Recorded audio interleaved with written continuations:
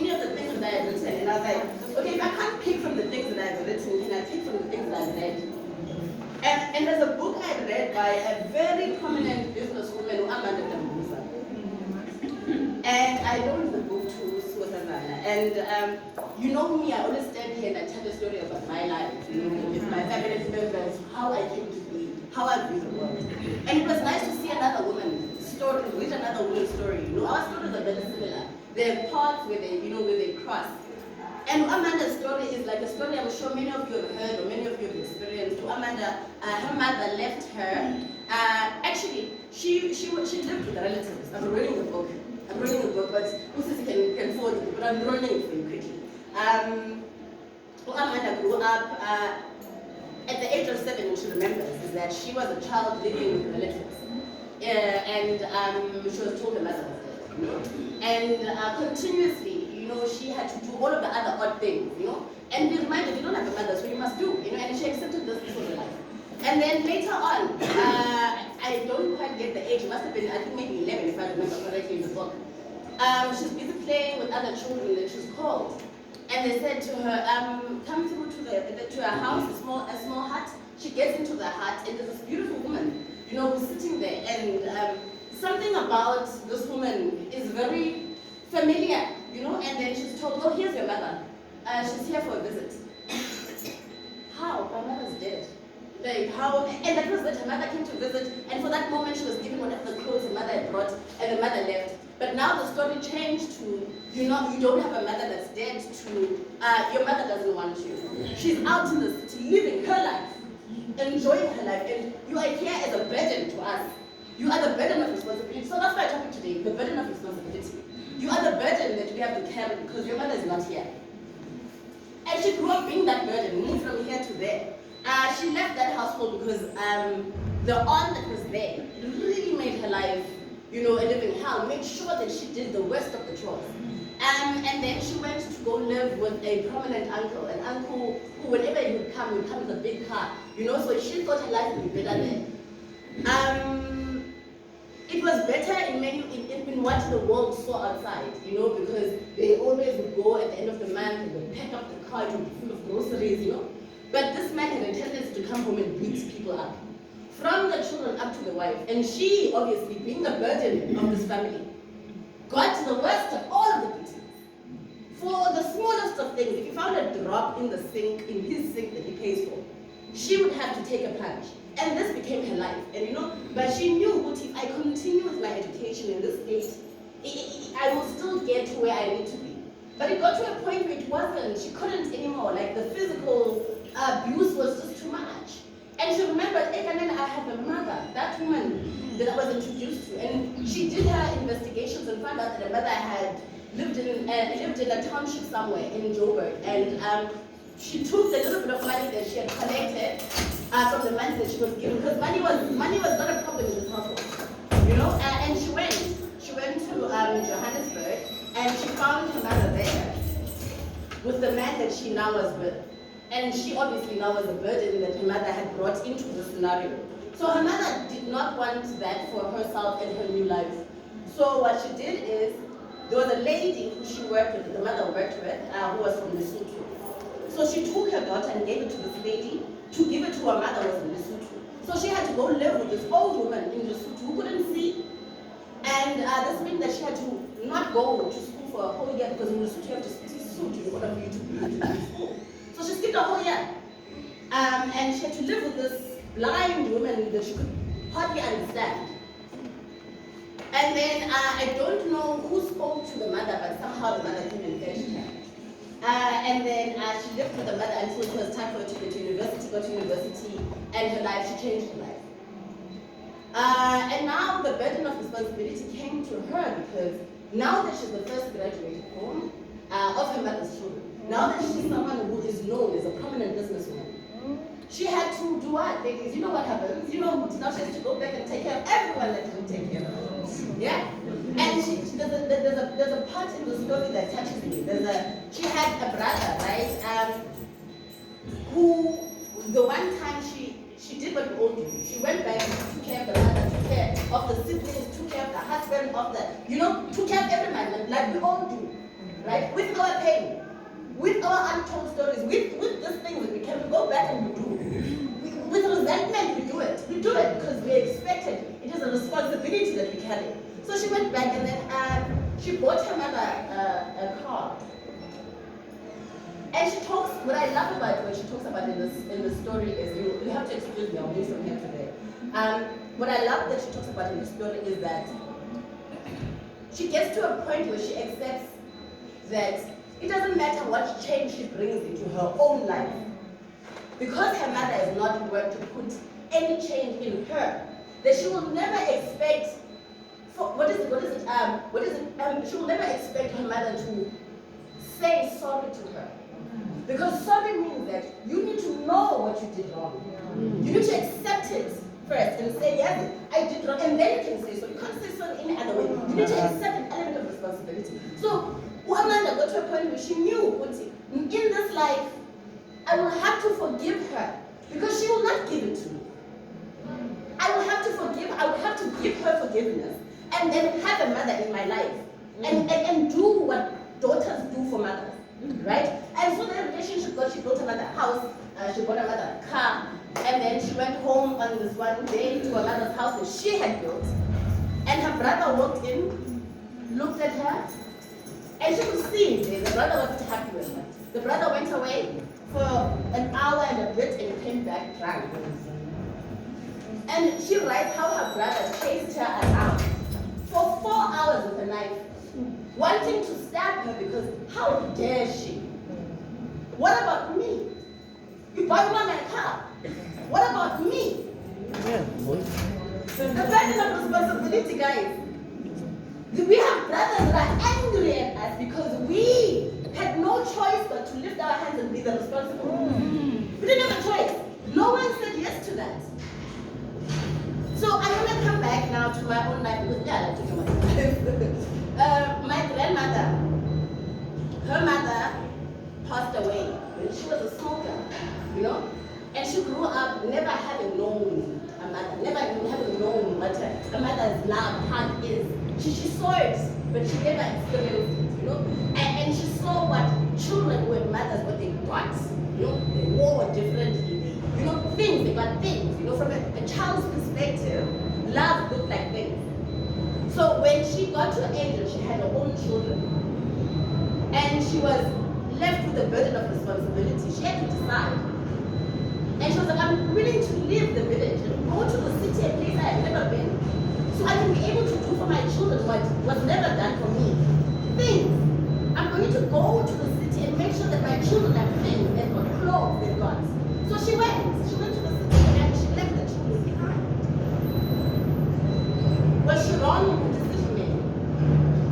If you understand who she was and how she grew up, was she wrong in the decision making of leaving her children behind? How many of you are left behind? Have you bothered to check the reasons behind it? You carry this resentment that is heavy on you, but you are left. Do you know why? Have you sat down with the person and understood with the choices that they had, how they came to make the choices they made? With the support structure that they had or did not have, how they got to be able to make the choices they made? Listen, my grandmother's decision came with consequences. She did her bit and she did spend the money because she thought love was that children needed to be taken care of financially. So she provided financial assistance, but she was never there. My mother does not have any childhood memories with her mother. Neither one of my aunts do. You know, one of my aunts was even married off as a young girl because my grandmother was not there, and my aunt died resenting my grandmother. She died resenting my grandmother for having not been the one to protect her from that. But according to my grandmother, she was in the city protecting her children, working for her children. So now the next generation is my mother. My mother is the oldest of all of these hurt women. So she took on the responsibility to be the one who forgives my grandmother. And that's how we all go to have our grandmother in our lives, right? And my mother started making decisions now, as a girl who was left by a mother in the village, you know? My mother did not want anyone to ever not have, that feeling of home. Definitely not home. So I grew up in a household where there was about 11 people if there was a few. She only had 2 children. But if you had a problem and she found you in church and she realized that your home situation was not okay, you would move in with us for 3 months. And beautiful woman it makes her, in the world of society. But up until you're that woman's daughter, and your mother is always out, giving to others, present in others' lives, making sure that others are in your space, but your mother's here, but she's never there. And trying to try and explain that to someone else, it seems as if you are ungrateful. I had to learn to be independent at a very, very early age, because my mother was for others. She was everybody's mother, everyone's mother. She took care of everyone else's pain. But because I was her child, she never felt guilty. I needed her. Because I had the one thing she didn't have. She grew up without her mother physically there. So what was my problem having my physical mother next to me? But was she there? At 16 I had to learn because I could see the burden of responsibility my mother had. All of her sister's children lived with us. Everyone else she could find that was in pain lived with us. So at 16 I knew, if I want the kind of life that I want for myself, I'm going to have to get up and go do something. In order for me to get the level of education I want, to go where I want, I need to get up and do something. At 12 years old, I knew, I needed to go to a school that was outside of the township, and I knew my mother would not be able to have, the muscle to do that because she was paying for 10 other people's school fees. There's no way. So I had to, find out where bursaries were, and I needed to find out how my marks needed to be for me to be able to get that bursary. Me, who had a mother in the house, had to think like that. Burden of responsibility. So my mother's passed, her sisters have passed. I told you about my aunt who passed, yeah? And now her daughter is 30 and she's pregnant for the first time, yeah? I'm the oldest at home. I'm the oldest because the aunts are gone, my mom's gone. Of my grandmother's granddaughters, because we don't count the sons. We don't count them. We don't. Of my because I've got older, male. I even have an older brother, guys. It's so shocked, but really it happened. I have one. It's more in the responsibility element. He's a younger brother, but when it comes to things that need to come to our house, we need to call him. So I find myself in a situation now where I went through having to be pregnant and give birth without my mother. Yeah? I'm not willing to put her through that. But now look at the burden of responsibility. And I ask myself, how can I do this in a way that no resentment comes from this? Because sometimes we take on things because it's the right thing to do. But without thinking, if I take this, what will happen? So what I did is that I started talking to my friends and I was like, guys, I'm going to need support. I am going to need support because I'm about to go support someone else. I'm going to have to take from me to give to my cousin because I refuse for her to have to give birth alone. So I'm going to take her into my household for a month. So I might have to come to your house and stay for 3 hours and breathe. Because nothing could have ever prepared me for this element of responsibility. But the thing is, what I'm trying to bring to you, queens, is that if you do not, before taking and look at what circle of support do you first have, before taking on these burdens of responsibilities that you take, because what you end up doing is that you do the good thing, but it ends up having so much resentment around it because you never took care of yourself while taking care of everybody else. So we are placed here. We are placed here. We are the responsible ones. We have to be. In this situation, like in the situations, I can't walk away from her. I can't. So then, in that situation, you will find yourself in the same place as me. I want you to not first jump out and do, and then be a resentful someone who 5 years from now says, you know what? I helped you. How dare you not? When we don't feel that we have power over, people that we have helped, Because you did it from a point of responsibility, and it was such a burden for you. We need to be able to put incentives of support for ourselves, because the roles we are continuously placed in create us, they change us, they make us hard. Our acts of love, these things that we do, we raise our siblings, right? And then we make their lives miserable. We remind them continuously of the sacrifice of our youth that we gave. So in the responsibilities that you do, even with your own children, even in your own house, pull yourself back for a second and ask, yes, I never got love, right? But the amount that I'm pouring on my son without teaching any element of responsibility, is this the right way? Yes, my reasoning is that I never had this. But even in that, you need to be responsible. We cannot, because we make decisions like this, we are continuously making decisions from places of pain, places of responsibility. I don't want us to continue to be referred to as hard, strong. And it's because of these things. And we can't change them. But I'm saying take care of you in this situation. In this burdensome situations. I know that after the end of this month, I need to go away for a weekend. Me. I need to go away because remember, her being there is going to remind me of that painful time when I was alone. So my good act is going to come with its own things. I want you guys to stop acting from an element of responsibility, guys. I need for you guys to start being responsible in taking care of yourselves. And sometimes taking care of yourselves is bettering your relationship with your daughter and having her understand you.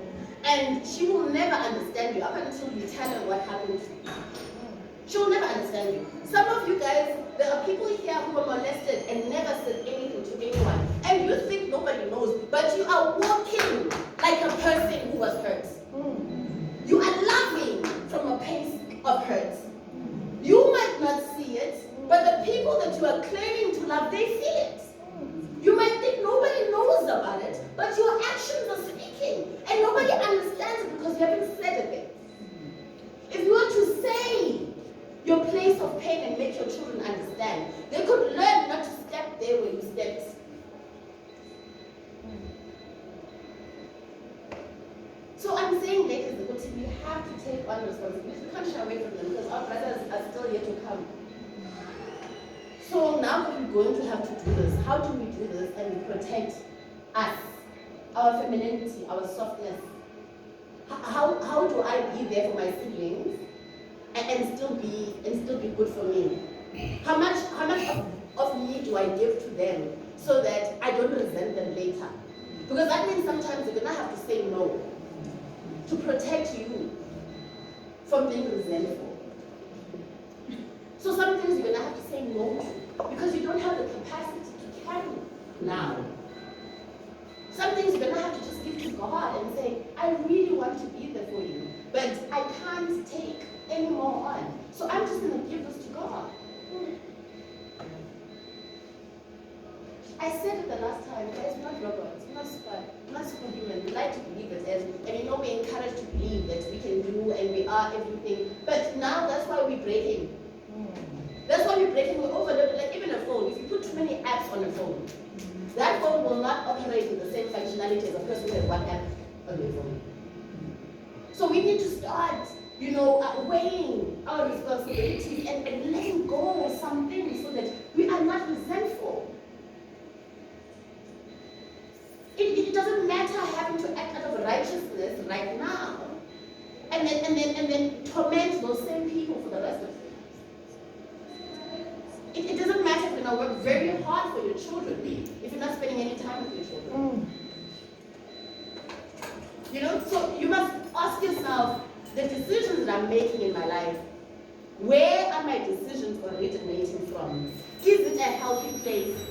Is it a healthy place? Because with the generation of the women in my life, enough responsibility without looking at the consequences of which. You know, I didn't just jump at this thing. I knew, Guti, everything that you do will come with something. And I've even had to sit down with my cousin and be like, you know, I've lived by myself since I was 21 years old. Having to live with people is hard. It's going to be hard having me first. So I want you to have patience with me. And understand that, you know, after week 2, if I'm not smiling like I did in week 1, bear with me. Conversations. Conversations. You know, the people that you're doing things for need to understand that you're human. And like sometimes when you cry, it's because it's enough, you're tired. Because you do so much. You know, we can't run away from the burden of responsibility. But let's not let it consume us and make us resentful. Because we're very resentful. You know, some of us can put our husbands to school, you know, and we've never had the opportunity to study, you know. And now every time he gets some, you know, recognition for you, we want to remind him that it's off your back. We want to remind him that you did that. Because you've done nothing for yourself. We need to get ourselves to be 100. Because when we're 100, guys, we operate at another level. But now it's like we never get to that. We're always on 20, and then your cousin comes and then she takes 5%. Now you're on 50.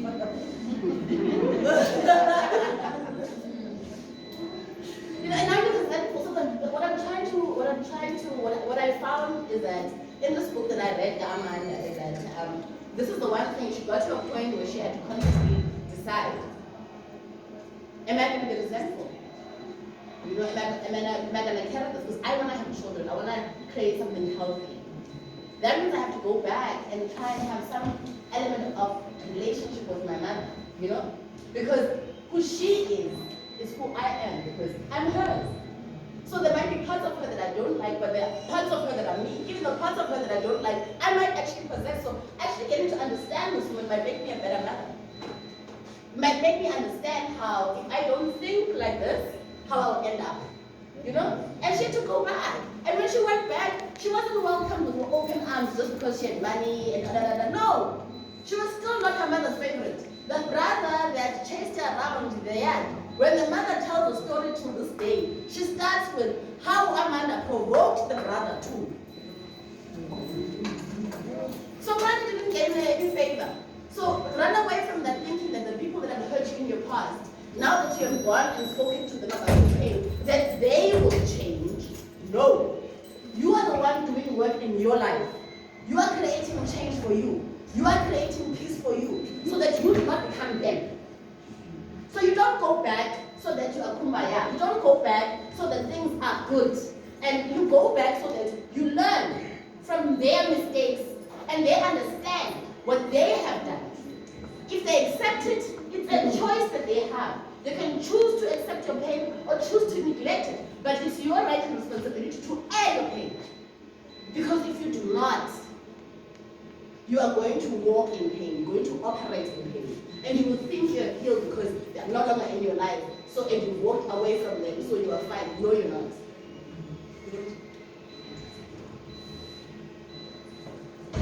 So ladies, this is clearly a topic I'm going to have to revisit again. I'm going to have to find another woman who wrote a book, and I'm going to bring that book here so you can see there's a trend as women that we need to break. She's a prominent businesswoman. What she did is that she took herself to therapy. She took herself to therapy. After having that thing with her mother, she took herself to therapy, and she had to get to a point where she'd taken time to accept that this is what it looks like. This is who her mother is. This is what the relationship is.